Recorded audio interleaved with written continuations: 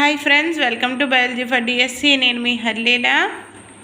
BEd శిశు వికాస దృక్పథాలు అనే ఈ సైకాలజీ టెక్స్ట్ బుక్లో మనకి మన డిఎస్సి సైకాలజీ సిలబస్లో భాగంగా కోమర్ దశ ఎడాల్సెన్స్ గురించి ఇవ్వడం జరిగింది. ఈ ఎడాల్సెన్స్ గురించి అధ్యాయం 4 అన్నమాట డిస్కస్ చేద్దాం.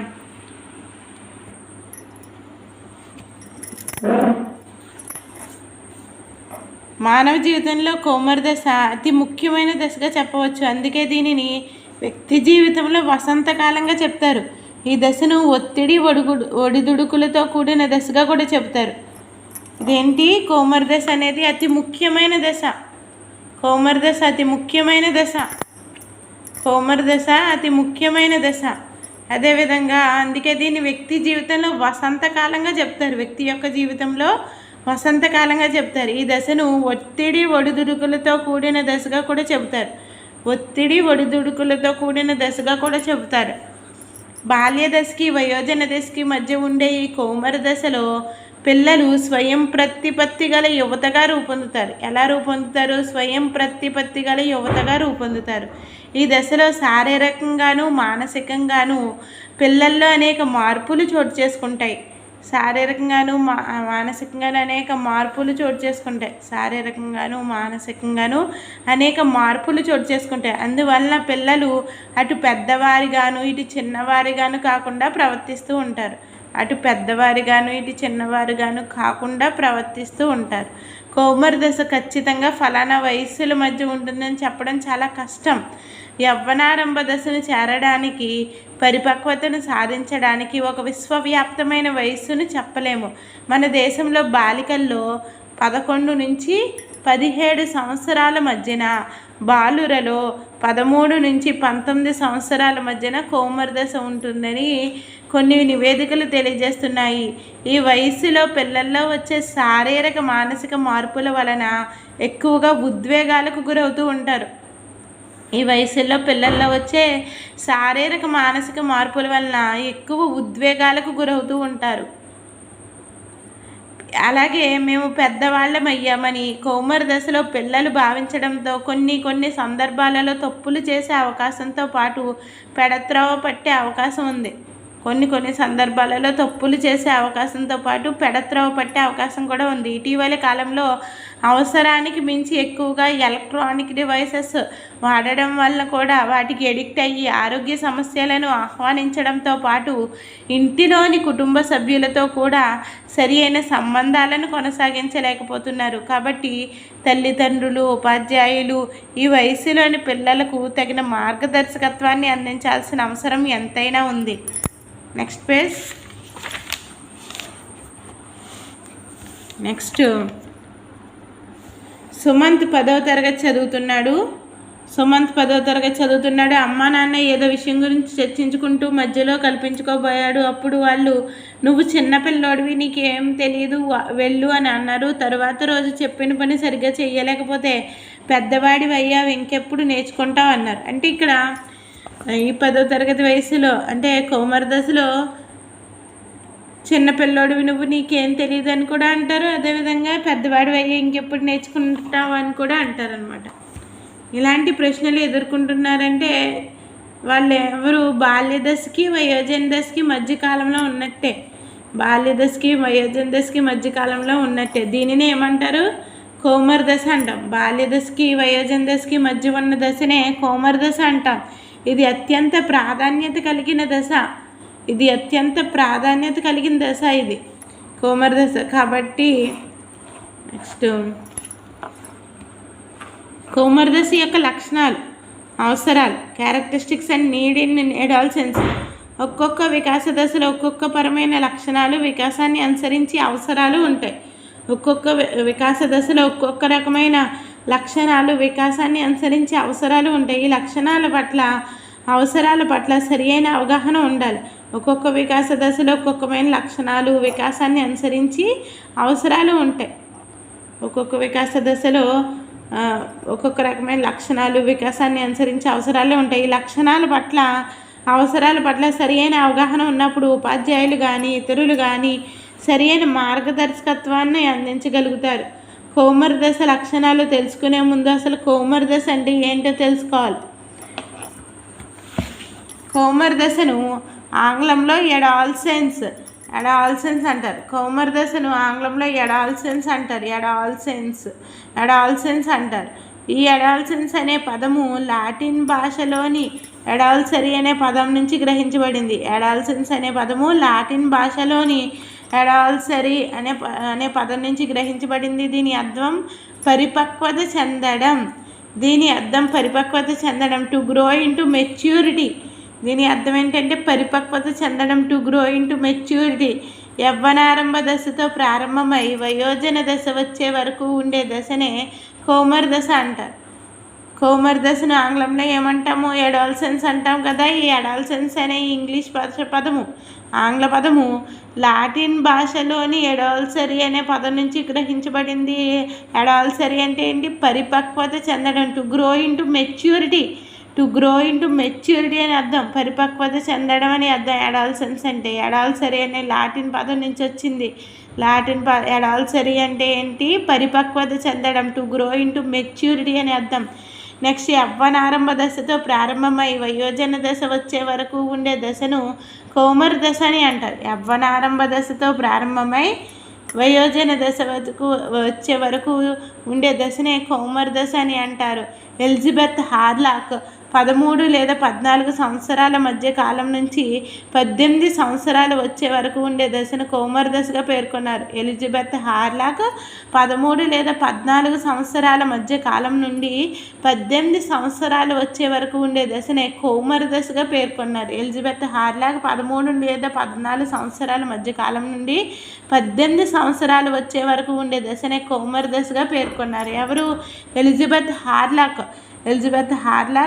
13 లేదా 14 సంవత్సరాల మధ్య కాలం నుంచి 18 సంవత్సరాలు వచ్చే వరకు ఉండే దశనే కౌమార దశగా పేర్కొన్నారు.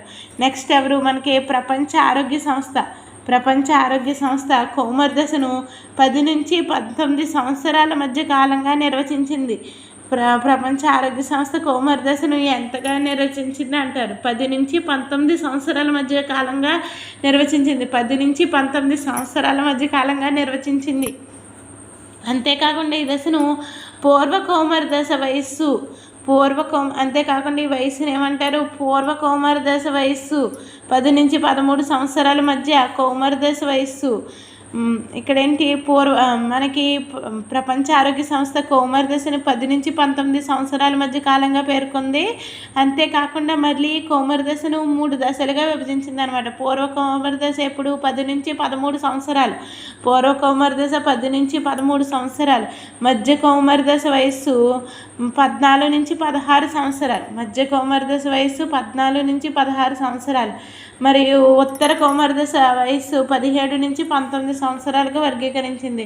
ఉత్తర కౌమార దశ వయస్సు 17 నుంచి 19 సంవత్సరాలుగా వర్గీకరించింది. ఈ దశలో వ్యక్తిలో అనేక రకాల మార్పులు వేగంగా జరిగి వ్యక్తి వయోజనకరంగా మారేందుకు దోహదపడుతుంది. ఈ దశలో వ్యక్తిలో అనేక రకాల మార్పులు వేగంగా జరిగి వ్యక్తి వయోజనకరంగా మారేందుకు దోహదపడుతుంది. ఈ దశలో అవకాశాలతో ప్రతిబంధకాలతో కూడిన దశ ఈ కౌమార దశ. అవకాశాలతో ప్రతిబంధకాలతో కూడిన దశ. అందుకే స్టాన్లీ హల్ ఈ దశను ఒత్తిడి సవాళ్లతో కూడిన దశగా పేర్కొన్నాడు. స్టాన్లీ హల్ ఒత్తిడి సవాళ్లతో కూడిన దశగా కౌమార దశను పేర్కొన్నారు. స్టాన్లీ హల్ 1904 ఈ దశను అంటే కౌమార దశను ఒత్తిడి సవాళ్లతో కూడిన దశగా పేర్కొన్నాడు.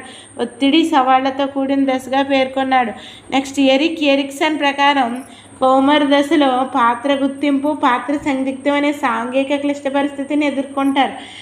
ఎరిక్సన్ ప్రకారం ఈ కౌమార దశలో పాత్ర గుర్తింపు, పాత్ర సందిగ్ధం అనే సాంఘిక క్లిష్ట పరిస్థితిని ఎదుర్కొంటారు. బాల్య దశ, వయోజన దశల మధ్య ఉండే ఈ కాలంలో వ్యక్తి ఎదుర్కొనే సవాళ్ళు, అనుభవాలు, పునర్బలనాలు వ్యక్తి సామాజికంగా, మనోవైజ్ఞానికంగా నిలదొక్కుకోవడానికి దోహదపడతాయి. ఎరిక్సన్ ప్రకారం ఈ కౌమార దశలో పాత్ర గుర్తింపు, పాత్ర సందిగ్ధం అనే సాంఘిక క్లిష్ట పరిస్థితిని ఎదుర్కొంటారు.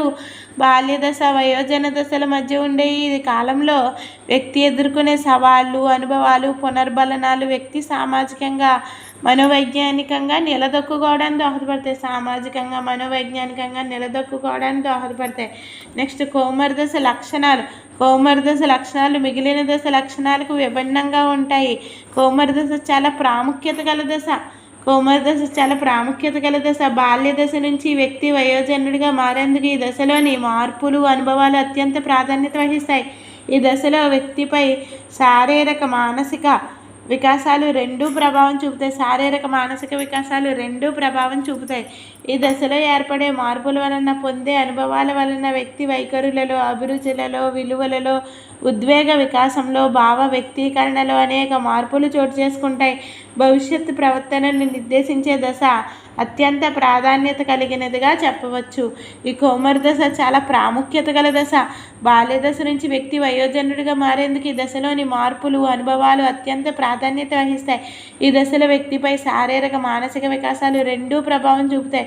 ఈ దశలో ఏర్పడే మార్పుల వలన పొందే అనుభవాల వలన వ్యక్తి వైఖరులలో, అభిరుచులలో, విలువలలో, ఉద్వేగ వికాసంలో, భావ వ్యక్తీకరణలో అనేక మార్పులు చోటు చేసుకుంటాయి. భవిష్యత్తు ప్రవర్తనను నిర్దేశించే ఈ దశ అత్యంత ప్రాధాన్యత కలిగినదిగా చెప్పవచ్చు.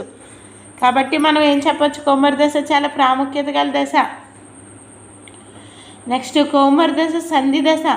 ఇది బాల్య దశ వయోజన దశకు మధ్య దశ కావడం వలన దీనిని సంధి దశగా పేర్కొంటారు, సంధి దశగా చెప్తారనమాట. ఈ దశలో అనుభవాలు వ్యక్తి బాల్య దశ లక్షణాలను తగ్గించుకుంటూ కౌమార దశలోని సవాళ్లను అధిగమిస్తూ వయోజన దశకు కావాల్సిన లక్షణాలను అలవర్చుకునేలా చేస్తుంది.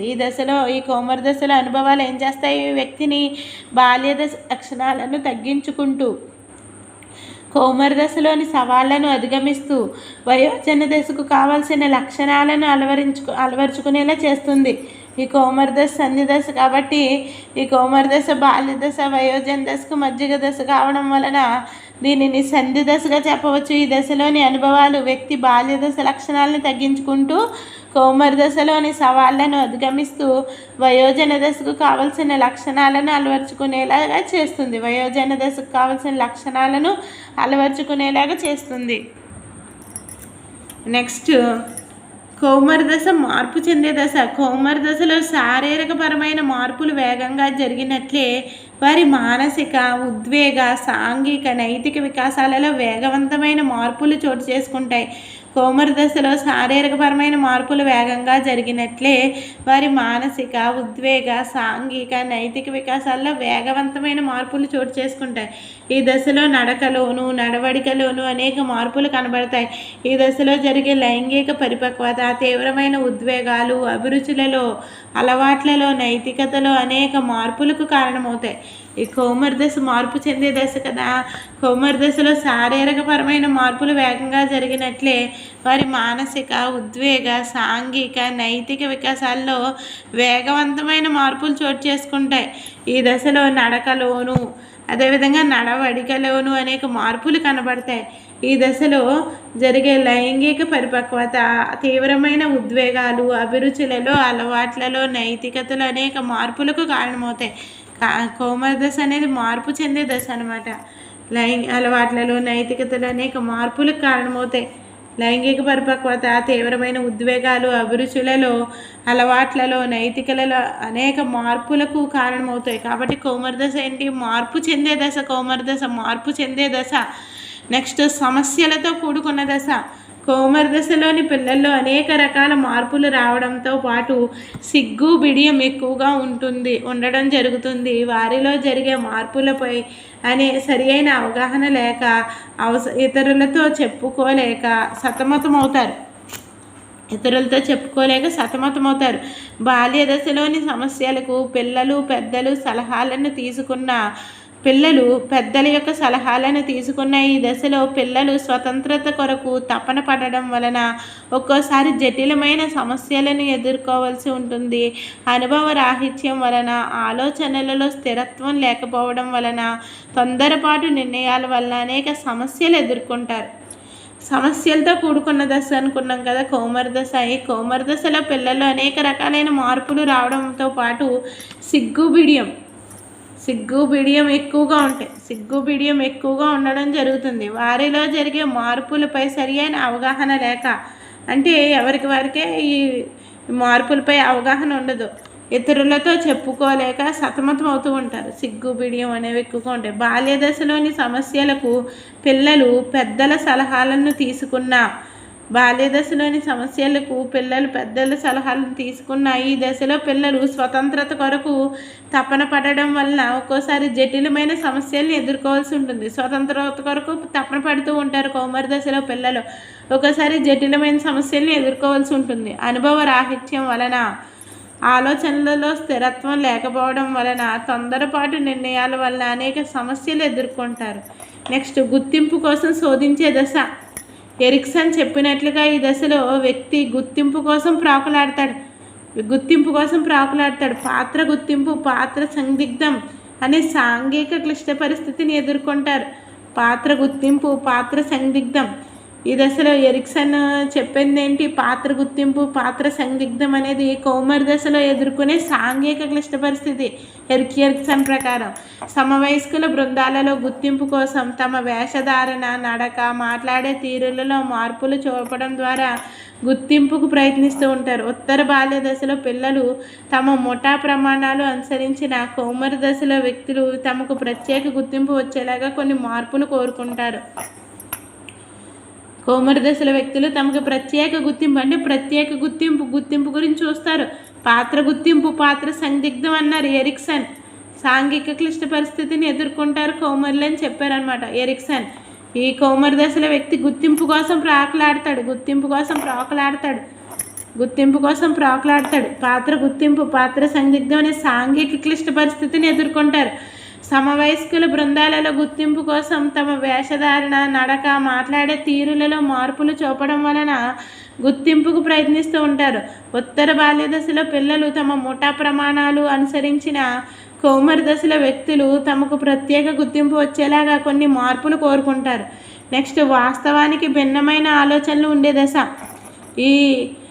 ఈ కౌమార దశ ఏంటి? వాస్తవానికి భిన్నమైన ఆలోచనలు ఉండే దశ. కౌమారులు ప్రపంచాన్ని భిన్నమైన దృష్టితో చూడడమే కాకుండా భిన్నమైన ఆకాంక్షలను కలిగి ఉంటారు.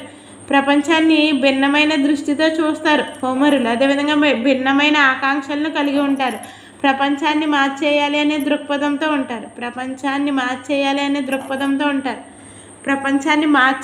దృక్పథంతో ఉంటారు. కౌమారులు తమ చుట్టూ ఉన్న వారిని వాస్తవికంగా ఉన్నట్లు కాకుండా వారు ఎలా ఉండాలని ఆకాంక్షిస్తున్నారో ఆ దృష్టితోనే చూస్తారు. తమ చుట్టూ ఉన్న వారిని వాస్తవికంగా ఉన్నట్లు కాకుండా వాస్తవికంగా చూడరు. తాము ఎలా ఉండాలని ఆకాంక్షిస్తున్నారో ఆ దృష్టితోనే చూస్తారు. దీనివల్ల వారు పూర్వ కౌమార దశ లక్షణాలైన తీవ్ర ఉద్వేగానికి లోనవుతూ ఉంటారు. పూర్వ కౌమార దశ లక్షణం ఏంటి? ఉద్వేగం అనమాట. తీవ్ర ఉద్వేగానికి లోనవుతారు. తమ ఆకాంక్షలకి భిన్నంగా ఉన్నవాటిని లేదా తమ ఆకాంక్షలకి భిన్నంగా ఉన్నవారిని చూస్తే తీవ్రమైన అసహనం, కోపం కలుగుతాయి. వయసు పెరిగే కొద్దీ సాంఘిక అనుభవాలు పెరగడం వలన ఆలోచనలలో పరిపక్వత కలిగి వయసు పెరిగే కొద్దీ మళ్ళీ వారి యొక్క సాంఘిక అనుభవాలు పెరుగుతాయి. సాంఘిక అనుభవాలు పెరగడం వలన ఆలోచనలలో పరిపక్వత కలిగి కౌమారులు వాస్తవిక ప్రపంచానికి దగ్గరగా ఆలోచించడం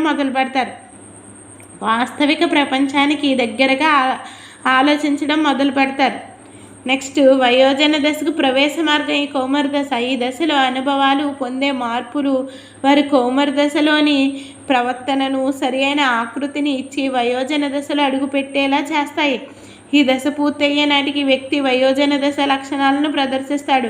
ఉపాధ్యాయులు కౌమార దశ లక్షణాలను పిల్లలలో గమనించి సరియైన కృత్యాలు కల్పించడం ద్వారా, మార్గదర్శకత్వం ద్వారా వారు సక్రమమైన వయోజనులుగా మారేందుకు దోహదం చేయాలి.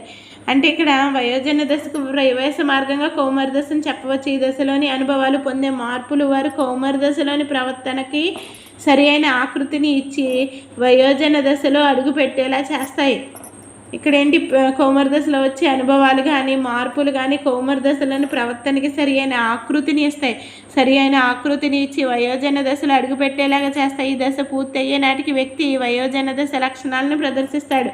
ఈ కౌమార దశ పూర్తయ్యే నాటికి వ్యక్తి వయోజన దశ యొక్క లక్షణాలను ప్రదర్శిస్తాడు. ఈ కౌమార దశ పూర్తయ్యే నాటికి వ్యక్తి వయోజన దశ యొక్క లక్షణాలను ప్రదర్శిస్తాడు. ఉపాధ్యాయులు కౌమారదశ లక్షణాలను పిల్లల్లో గమనించి సరైన కృత్యాలు కల్పించడం ద్వారా మార్గదర్శకత్వం ద్వారా వారు సక్రమమైన వయోజనులుగా మారేందుకు దోహదం చేయాలి. నెక్స్ట్ కంటెంట్ నెక్స్ట్ వీడియోలో చూద్దాం. Thanks for watching. Stay tuned biology for DSE.